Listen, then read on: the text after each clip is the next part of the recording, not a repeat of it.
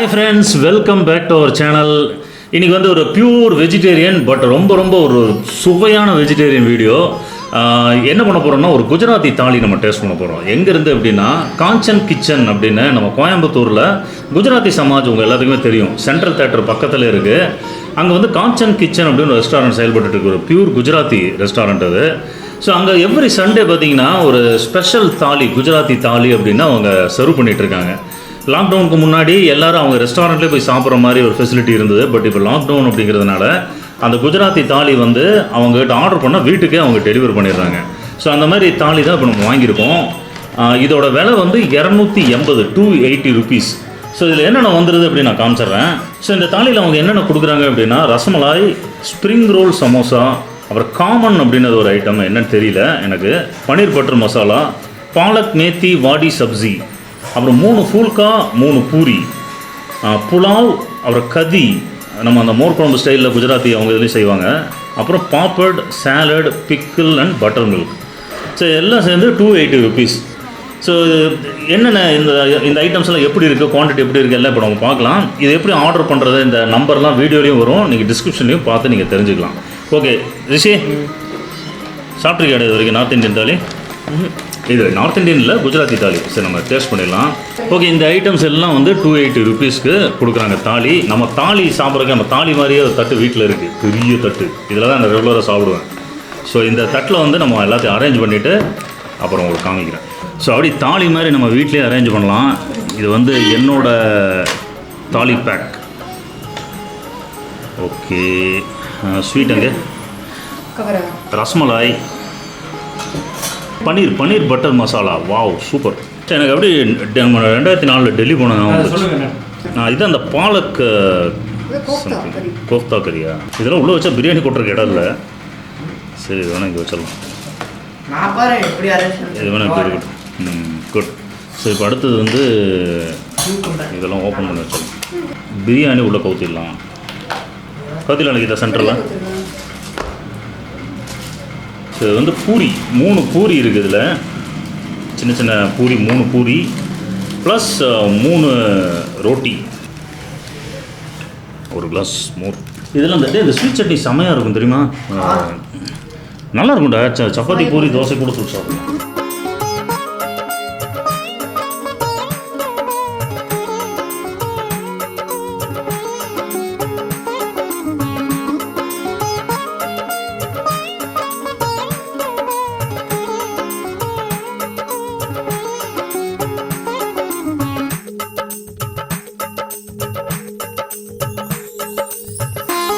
Okay, செம்ம attractive Gujarati தாலி வந்து நம்ம ஸ்ப்ரெட் பண்ணி வச்சுருக்கோம் காஞ்சன் கிச்சன்லேருந்து. ஸோ என்னென்ன ஐட்டம்ஸ் அவங்க கொடுத்து விட்ருக்காங்கன்னு நான் ஒரு சொல்லிடுறேன் உங்களுக்கு.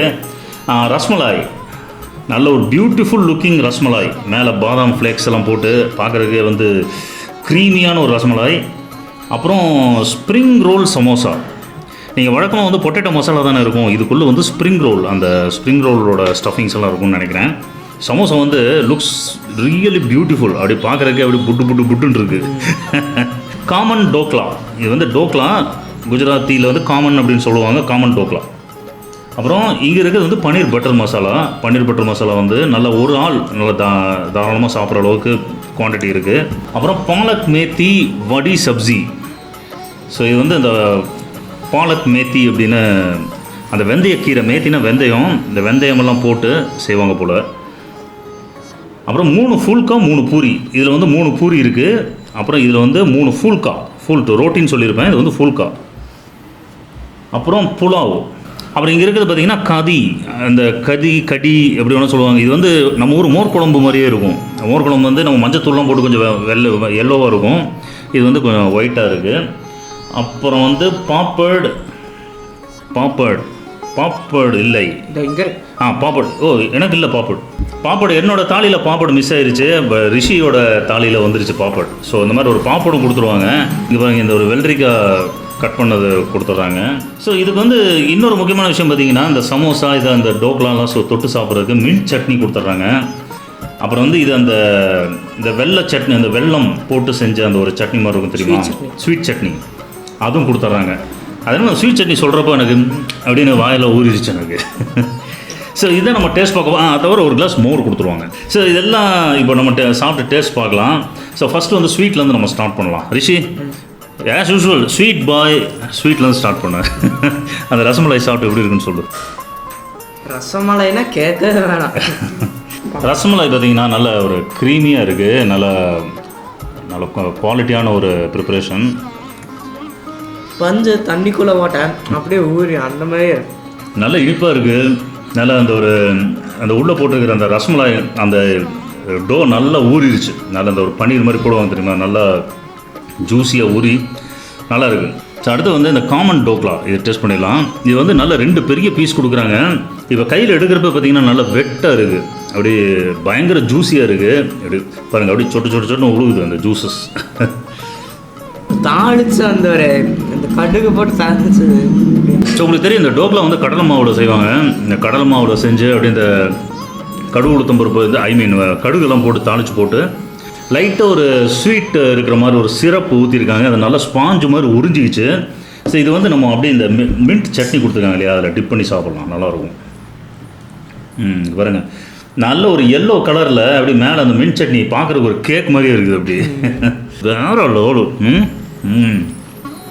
என்ன ஒரு காரம் கலந்து அந்த கடுகு அப்படியே அது நல்ல ஒரு பக்கமான ஒரு ஆத்தென்டிக் குஜராத்தி டோக்லா. செம்மையாக இருக்குது. மெல்லணுன்னு கூட அவசியம் இல்லை, அப்படியே கரைஞ்சிருது அப்படி. அடுத்தது வந்து ஸ்ப்ரிங் ரோல் சமோசா நம்ம டேஸ்ட் பண்ணிடலாம். 2 கொடுத்துருக்காங்க. ஸோ இதே நல்ல ஒரு வேல்யூ ஃபார் மணிங்க. நம்ம 280 rupees கொடுக்குற தாலியில் இந்த 2 ஸ்ப்ரிங் ரோல் சமோசா, இதை வந்து ஒன்று 25 rupees அப்படின்னு சொன்னால் கூட இது 2 50 ரூபா ஆயிடுது. நீங்கள் சைனீஸ் ரெஸ்டாரண்ட்டில் வந்து இந்த வெஜ் ஸ்ப்ரிங் ரோல்னு நீங்கள் சாப்பிட்ருப்பீங்க. இந்த மாதிரி சமோசா வடிவத்தில் எவ்வளோ பேர் சாப்பிட்ருப்பீங்க. இது ஒன்று இருக்கிறது வந்து நூடுல்ஸா? ஓ ஆமாம், கரெக்டு, நூடுல்ஸ் கரெக்ட். உள்ளே வந்து நல்லா அந்த ஒரு நூடுல்ஸ் வந்து செஞ்சுருக்காங்க. இந்த நூடுல்ஸ் கூடயே வந்து நல்ல வெங்காயம், அந்த இதை கேப்சிகம்லாம் போட்டிருக்காங்க. அதை அப்படி சமோசாவில் ஸ்டஃப் பண்ணி ஃப்ரை பண்ணியிருக்காங்க. அட்டகாசமாக இருக்கும் முன்னாடியே.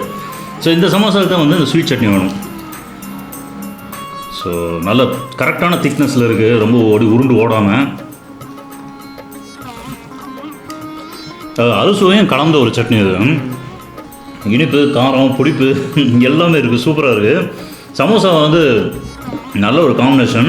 பட் என்னை விட்டு அந்த சமோசா அது எதுவுமே தொடாமல் அப்படியே சாப்பிட்ருவோம் தனியாக. எத்தனை பேருக்கு இந்த சமோசாவில் இந்த பாட்டம் க்ரஸ்ட்டு ரொம்ப பிடிக்கும்?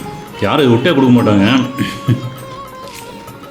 நான் முதல்ல என்ன பண்ணுவேன்னா அந்த மசாலா எடுத்து அப்படியே தனியாக வச்சுருவேன். வெறும் அந்த இந்த இது மட்டும் தான் சாப்பிடுவேன், அந்த கோட்டிங் மட்டும் தான் சாப்பிடுவேன். அப்படியே ஃப்ரெண்ட்ஸுக்குள்ளேயே சமோசா எனக்கு ஒரு சமோசா கொடுறா அப்படின்னா இந்த மசாலா இருக்கிறதுனா கடிச்சிட்டு கொடுப்பானே தவிர அந்த கிறிஸ்பி போர்ஷனை வந்து யாருமே கொடுக்க மாட்டாங்க அவ்வளோ சீக்கிரம். ஏன் எல்லாத்துக்கும் பிடிச்ச ஒரு ஏரியா அது. இது வந்து நான் சொன்னேன் இல்லையா, அந்த கடி அப்படின்னு ஒன்று கொடுக்குறாங்க.